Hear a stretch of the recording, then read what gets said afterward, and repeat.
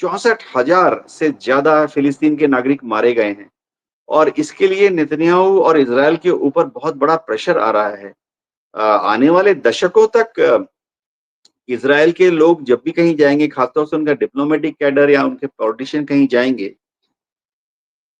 उनको समझ नहीं आएगा अगर वो 10 साल बाद भी सब समझिए किसी देश में जाएँगे और कोई उनको पूछेगा कि आपने कैसे 64,000 निहत्थे लोगों को मार दिया? आपने कैसे 2.5 लाख लोगों को वहाँ पर इंजुरी यानी शारीरिक चोट पहुँचाई, हाथ उड़ गए, पैर उड़ गए, आँख एक आँख या दोनों आँख उड़ गए, तो कोई जवाब नहीं मिलेगा। तो ये ज़्यादातर जगह जिस दिन इलेक्शन होगा और इलेक्शन तो सब जगह गुप्त मतदान होता है। इलेक्शन में सब लोग अपनी मन के हिसाब से वोट कर सकते हैं, क्योंकि सीक्रेट बैलेटिंग होती है इज़राइल में भी, तो किसी को पता नहीं लगता कि किसने किस लिए किसको वोट दिया, किसके विरुद्ध दिया, किसके सपोर्ट में वोट दिया। लेकिन माहौल इज़राइल में ऐसा है कि अ, नेतन्याहू का सपोर्ट बेस लगातार कम होता जा रहा है। लिकुड पार्टी को सपोर्ट बेस लगातार कम होता जा रहा है। अमेरिका से जो फंडिंग नेक्स्ट इलेक्शन में ज्यूज जो अमेरिका में हैं, वो भी बड़ी तादाद में नेतन्याहू की पार्टी को फंडिंग करते थे। वो फंडिंग में भी कमी आ रही है क्योंकि अमेरिका में भी जो ज्यूज हैं वो कुछ ज्यूज जो हैं अब वो नेतन्याहू पर सवाल खड़े करने लगे हैं कि नेतन्याहू ने जो लड़ाई शुरू की, ठीक है, शुरू की, तो उसको वो जल्दी से जल्दी सक्सेसफुल क्यों नहीं हो पाए? 2 साल की लड़ाई लड़ने की क्या ज़रूरत थी?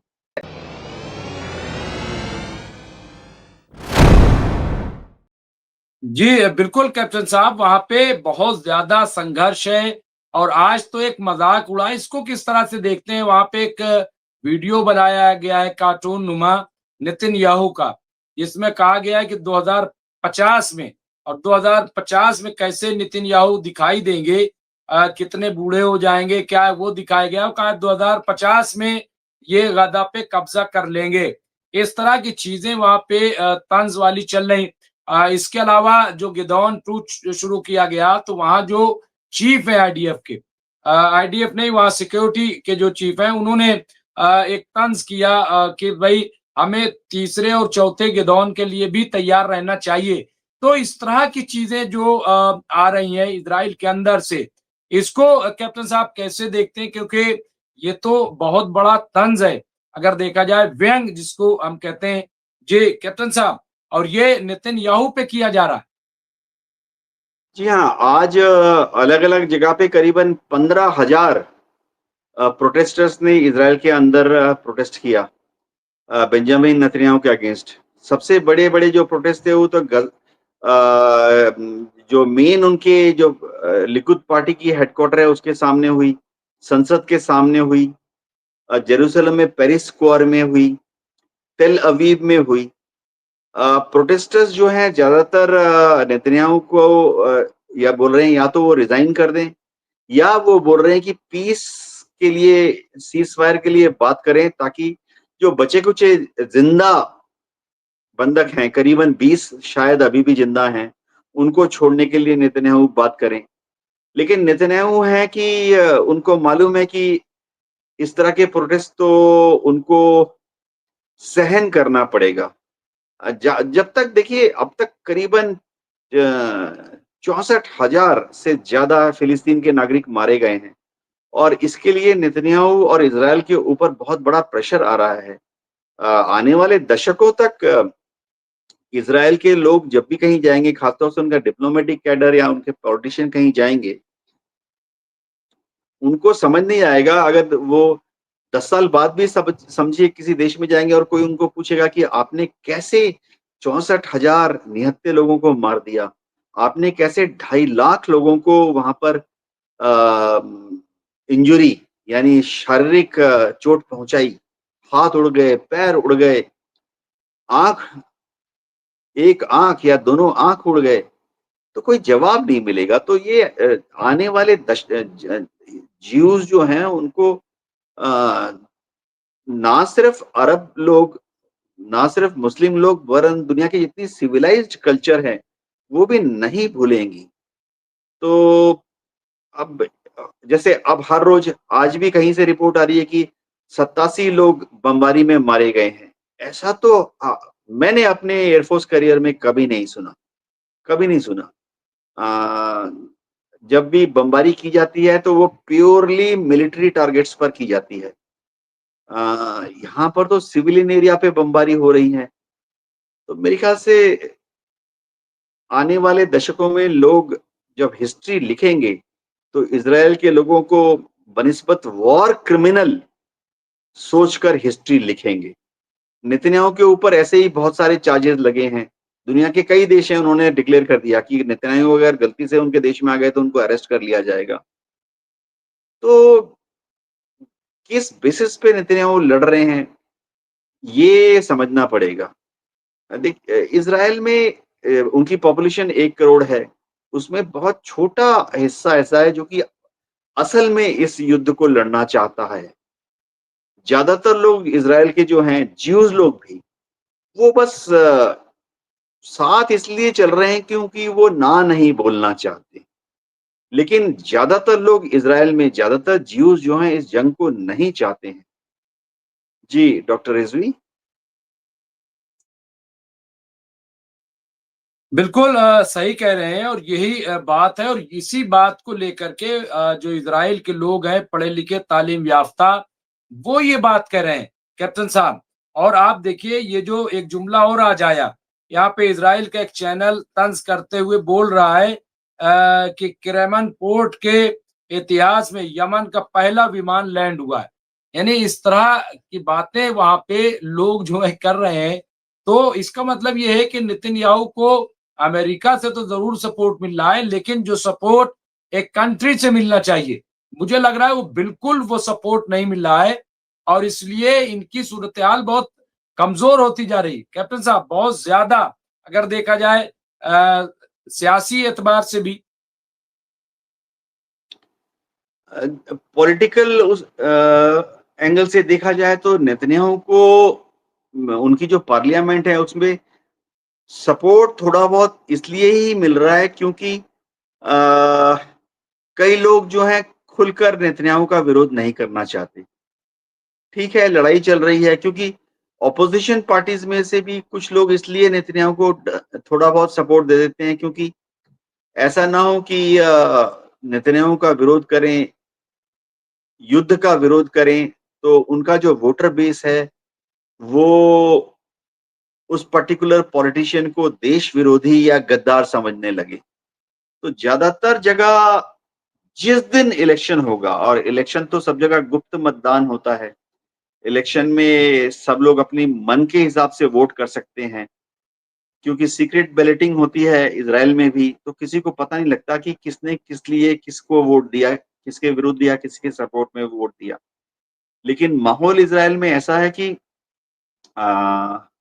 नेतन्याहू का सपोर्ट बेस लगातार कम होता जा रहा है। लिकुड पार्टी को सपोर्ट बेस लगातार कम होता जा रहा है। अमेरिका से जो फंडिंग नेक्स्ट इलेक्शन में ज्यूज जो अमेरिका में है, वो भी बड़ी तादाद में नेतन्याहू की पार्टी को फंडिंग करते थे। वो फंडिंग में भी कमी आ रही है क्योंकि अमेरिका में भी जो ज्यूज हैं वो कुछ ज्यूज जो हैं अब वो नेतन्याहू पर सवाल खड़े करने लगे हैं कि नेतन्याहू ने जो लड़ाई शुरू की, ठीक है, शुरू की, तो उसको वो जल्दी से जल्दी सक्सेसफुल क्यों नहीं हो पाए? 2 साल की लड़ाई लड़ने की क्या ज़रूरत थी? शुरुआती दौर में अमेरिकन ज्यूइश लॉबी काफ़ी खुश थी। मैं अक्टूबर 2023 की बात कर रहा हूँ, अक्टूबर, नवंबर, दिसंबर। अमेरिकन ज्यूइश लॉबी को लगा कि नेतन्याहू जो हैं वही एक तीसमारका हैं, जो कि अगले 1 महीने या 2 महीने में ही गज़ा में घुसकर पीस स्टेबिलिटी ले आएँगे, शांति का माहौल ले आएँगे, ट्रैंक्विलिटी ले आएँगे। लेकिन अब 2 साल की लड़ाई हो गई और अमेरिकन ज्यूइश लॉबी देख रही है कि नेतन्याहू और आईडीएफ फेल हो रहे हैं गज़ा में शांति लाने में। तो नेतन्याहू को नेक्स्ट इलेक्शन में क्या फंडिंग मिलेगी अमेरिकन ज्यूज से? मिलेगी फंडिंग, लेकिन वो काफ़ी कम तादाद में फंडिंग आएगी। जी डॉक्टर रिज़वी? लग रहा है कि अब जितना प्रेशर वहां पे अवामी प्रेशर बनता जा रहा है, वो जाहिर सी बात है सरकार के लिए भी, अच्छा दुनिया के एतबार से भी अगर देखें तो वो भी एक बहुत बड़ा प्रेशर है। और अमेरिका के लोग असल में घबरा रहे हैं कि क्योंकि वो भी तो विजिट करते हैं, ऐसा नहीं कि वो विजिट नहीं करते हैं, वो भी दुनिया के कोने कोने में जाते हैं, बिजनेस करते हैं, उनके भी अपने मरासिम हैं। उनको लग रहा है कि जिस तरह का माहौल क्रिएट कर रहा है अमेरिका में किया जा रहा है, उसके बड़े निगेटिव नतायज होंगे। अच्छा, खुलकर चूंकि अमेरिका सपोर्ट कर रहा है गाजा को लेकर के, और ज्यादातर तजारत जो है अगर देखा जाए तो वो मिडिल ईस्ट में जो अरब ममालिक है, बड़े बड़े ताजिर जो है उनसे मुंसलिक है। तो ये भी डर है, उनको डर है कहीं चाइना और ज्यादा ना फायदा उठा ले, पूरा कब्जा बाजार पे मिडिल ईस्ट में। तो ये भी मेरे ख्याल से अब जो बिजनेसमैन है कैप्टन साहब, क्या वो भी सामने, क्योंकि देखिए प्रोटेस्ट जो है बगैर पैसे के कामयाब नहीं होता, मैं जानता हूं। प्रोटेस्ट ऐसा नहीं है कि लोग बस निकल आते हैं और प्रोटेस्ट करने लगते हैं, बाकायदा वो एक पूरा मैनेजमेंट होता है और मैनेजमेंट उसको तैयार करता है। आप अन्ना हजारे के आंदोलन को देखें, अगर कोई ये समझता है कि अन्ना हजारे आ गए और पब्लिक पूरी टूट पड़ी उनके साथ, तो ये उसकी गलत सोच है। ऐसा कुछ नहीं होता है, पूरा एक मैनेजमेंट होता है, पूरी उसकी तैयारी की जाती है, एक माहौल बनाया जाता है और उस पे बड़े पैमाने पे पैसा खर्च होता है, मुझे पता है। तो मुझे लग रहा है कि बिजनेसमैन भी अब खुलकर सामने, और खुलकर ना सही तो बैकबोन बन रहे प्रोटेस्टर के, कि अब बोलना बहुत जरूरी हो गया है। क्या ऐसा लग रहा है? क्या क्या ऐसा मुमकिन है कि वहां के अब ताजिर भी, क्योंकि कुछ लोग ये समझ रहे हैं जिस तरह का टैरिफ ये लेकर के आ रहे हैं, लोग समझ रहे हैं कि भाई दुनिया बहुत बड़ी हो गई है, अब वो अपना अपना आउटलेट खोल लेंगे, जाओ भाड़ में। अच्छा, दुनिया ईरान से सीख रही है, दुनिया जो है वो सोच रही है कि भाई ईरान जो है इस पे सैंक्शन, इतनी इतनी पाबंदी, ईरान जिंदा भी है और कामयाब भी है। तो भाई क्या मतलब है फिर अमेरिका का बिला वजह उस बात सहना और उनकी गुंडागर्दी? क्या ये सोच पैदा हो रही कैप्टन साहब? डॉक्टर इजी, इसमें कोई शक नहीं है कि इज़राइल में जितना तिजारत है वो लड़ाई के पहले से अब बहुत कम है। दूसरी प्रोडक्शन जितनी होती थी अलग-अलग गुड्स की, खासतौर से इलेक्ट्रॉनिक आइटम्स की, वो भी पहले से बहुत कम है। इसकी बहुत बड़ी वजह ये है कि जो कारीगर थे या मैनेजरियल लेवल पर लोग थे, उनको तो रिजर्विस्ट बनाकर इज़राइल की फौज जॉइन करना पड़ा। एक और रीज़न ये है कि प्रोडक्शन कम है क्योंकि काफ़ी सारी फैक्ट्रियाँ ऐसी हैं जो कि नॉर्मल टाइम पे कुछ आइटम बना रही थी, थर्मस फ्लास्क बना रही थी समझिए।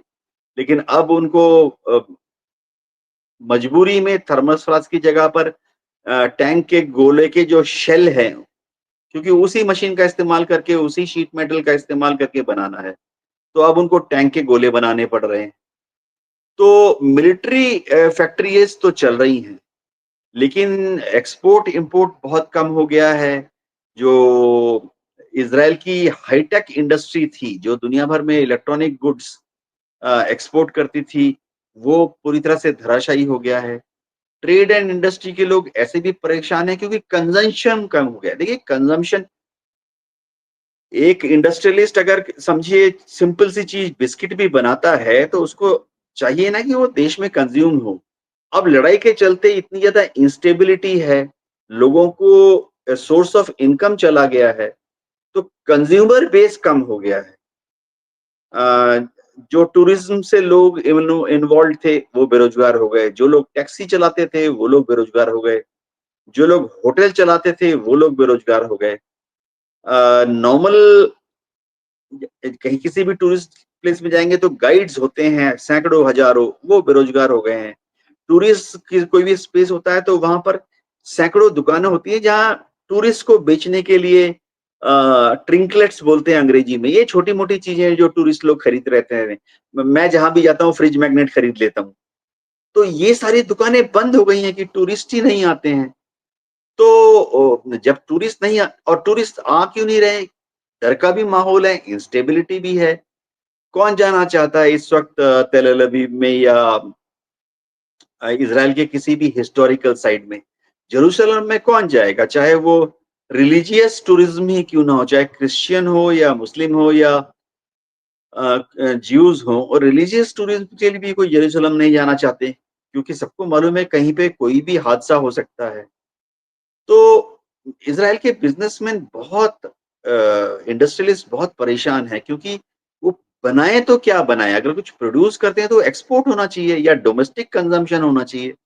एक्सपोर्ट भी नहीं कर पा रहे हैं और डोमेस्टिक कंज़म्पशन जो है वो भी पहले के मुकाबले गिर गया है। तो इज़राइल को आने वाले समय में बड़ी-बड़ी फाइनेंशियल दिक्कतें होने वाली हैं। इज़राइल की रेवेन्यू इनकम कम हो गई है। सबसे बड़ी बात है कि बी अ, गैर अ अ, गैर ज़रूरी एक्सपेंडिचर बढ़ गए हैं। इज़राइल में एक नियम है कि किसी भी रिज़र्विस्ट को अगर लड़ाई लड़ने के लिए बुलाया जाता है, तो उसको 2 तरह की तनख्वाह देनी पड़ती है। एक तो जैसे आपने बुला लिया एक डेंटिस्ट की दुकान चला रहा है, आपने उसको बुला लिया तो सार्जेंट बन गया या वारंट ऑफिसर बन गया रिज़र्विस्ट के हिसाब से, तो एज़ ए रिज़र्विस्ट उसको सार्जेंट या वारंट ऑफिसर की तनख्वाह तो देनी ही पड़ती है। प्लस इज़राइल में एक नियम है कि डेंटिस्ट है तो पिछले 3 साल का उसका जो इनकम फाइलिंग, इज़राइल इज़राइल में इनकम टैक्स फाइलिंग नहीं करते कहते वो, उसको इज़राइल में वो कहते हैं इनकम फाइलिंग, कि चाहे तुम पे एक टैक्स लगे या ना लगे, हर साल आपको कितनी आपने इनकम की वो ज़रूर आपको रिपोर्ट करनी है। तो डेंटिस्ट जो है उसका जो 3 साल का रिकॉर्ड है, उसके हिसाब से हर महीने एवरेज जो कमाता था, वो पेमेंट भी इज़राइल की सरकार को भरपाई करनी पड़ती है। तो इज़राइल का तो रेवेन्यू सिस्टम टोटली डामाडोल हुआ पड़ा है। जी डॉक्टर रिज़वी। बिल्कुल। और कैप्टन साहब, ये आखिर में एक बड़ी खबर आ रही, बड़ी अच्छी खबर आ रही है, ऐसा सुनने में आया। जयदीप साहब ने अपडेट किया और ये चूंकि बातचीत चल रही थी, 2 शर्तें रखी थी, लेकिन हमास ने ये कहा था इजराइल से और जो इसमें पड़े हुए हैं कतर और जो लोग मिस्र वगैरह, कि हमने पहले ही जो आपकी कतर और मिस्र की तजवीज़ थी, प्रपोज़ल था, उसको हमने मान लिया, हम तो जवाब का इंतज़ार कर रहे हैं। तो ये हमास की तरफ से जवाब दिया गया था कि हम तो जवाब का इंतजार कर रहे हैं। अब उसी के हवाले से खबर ये आ रही कि ट्रंप के एग्रीमेंट के सिलसिले में एक और खबर आई है कि अगर हमास इस समझौते पर रिस्पॉन्ड नहीं करता है तो अल्टरनेटिव बहुत बुरे होंगे, जिसमें गजा पर लार्ज लार्ज स्केल ऑपरेशन होंगे। लेकिन मेरा कहना यह है कि हर बार ये बोलते हैं, ये कहा जा रहा है, लेकिन उससे पहले ये खबर आ रही है कि यहाँ पे फिर ट्रंप के निजी प्रबंधन से बातचीत शुरू की जाएगी। बातचीत खत्म होने तक जंग फिर से शुरू नहीं होगी। हमास से कहा जाएगा कि वो जंग को समाप्ति के समर्थन में ट्रंप के बयानों पर भरोसा करें, यानी कि जब तक बंधक लौट आएंगे तो इजराइल के लिए युद्ध जारी रखने के लिए आंतरिक और बाह्य रूप से वैधता प्राप्त करना कठिन होगा। ये कह रहे हैं कि ये जो है ट्रंप की बात को मान लें, और ऐसा नहीं है। और यहाँ पर कहा गया है कि पूर्व प्रस्ताव में आंशिक संशोधन किए गए हैं और पहले दिन सभी 48 प्रिजनर छोड़े जाएंगे और बदले में फिर जो है वो चीजें आएंगी जिसका हमने जिक्र किया है। तो ये एक बातचीत, मुझे लग रहा है एक दबाव भी है, लेकिन साथ में ये जो धमकी देते हैं, क्या ये इसलिए महज ये धमकी देते हैं कि दुनिया को दिखाने के लिए कि हमें कम ना समझना कि हम डर के बात कर रहे हैं? क्योंकि बहरहाल हमास से बात करना अमेरिका जैसे सुपर पावर कहने वाले के लिए तो ये बहुत बड़ी बात है।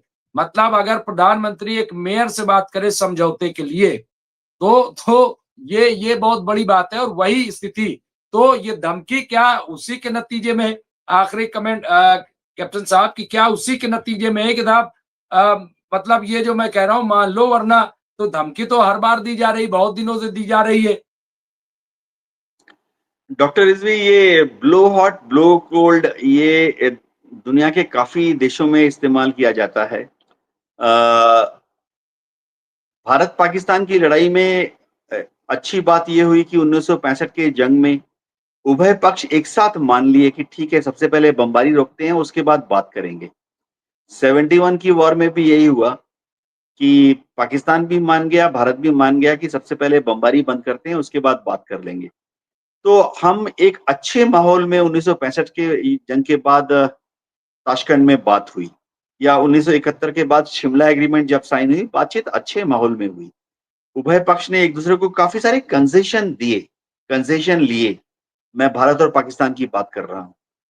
तो वही अच्छा तरीका होता है सीज फायर टॉक्स करने का कि पहले बमबारी बंद हो, फिर सीज फायर टॉक्स हो। तो मैं उम्मीद करता हूं कि ये जो 20 बचे हुए बंधक हैं या 48 टोटल बंधक हैं, शायद 28 ऊपर जा चुके हैं। भगवान उनकी आत्मा को शांति दे। तो इनको सबसे पहले रिलीज कर दें और तुरंत हमास और इज़राइल आपस में लड़ना बंद करें। असल में तुरंत इज़राइल बमबारी बंद करे। हमास तो अपने को बचाने के लिए ही लड़ाई कर रहा है। तो इज़राइल अगर बमबारी बंद कर देगा, हमले बंद कर देगा, तो तुरंत हमास भी अपने AK-47 का सेफ्टी लैच ऑन कर देंगे। जी, डॉक्टर रिजवी। तो जयदीप बुंदेला साहब कह रहे हैं कि बिल्कुल अच्छी मिसाल दी है आपने पीएम और मेयर कि पीएम मेयर से बात करे कि समझौता कर लो, अब मान जाओ तो जाहिर है वो एक लहजा। लेकिन बहुत-बहुत शुक्रिया आपका ग्रुप कैप्टन उत्तम कुमार देवनाथ जी। शौकत भारती साहब ने आज कहा था कि मैं ज्वाइन करूँगा, हो सकता है कोई प्रॉब्लम हो गई हो। उन्होंने कहा था 11 बजे से मैंने उनसे कहा था कि आप बस 11 बजे से ज्वाइन कीजिएगा। मैं अभी बात करूँगा कि आखिर क्या वजह रही। बहरहाल लेकिन कैप्टन साहब आपने जिस तरह से बहुत सारे जो मेन इश्यू हैं क्योंकि हम फ़ोकस एक ही चीज़ पे करना चाहते थे कि जो असल इश्यू है, जो असल मसला है, तो आपने बड़ा अच्छे तरीके से अमेरिका का हो मामला या मिडल ईस्ट का पूरा गदा, तो बहुत-बहुत शुक्रिया आपका कि आपने हमसे जॉइन किया और ये आज हम 11 बजे ही बिल्कुल 1 घंटे पे खत्म कर रहे हैं। बहुत-बहुत शुक्रिया, शब ब खैर, गुड नाइट, जय हिंद।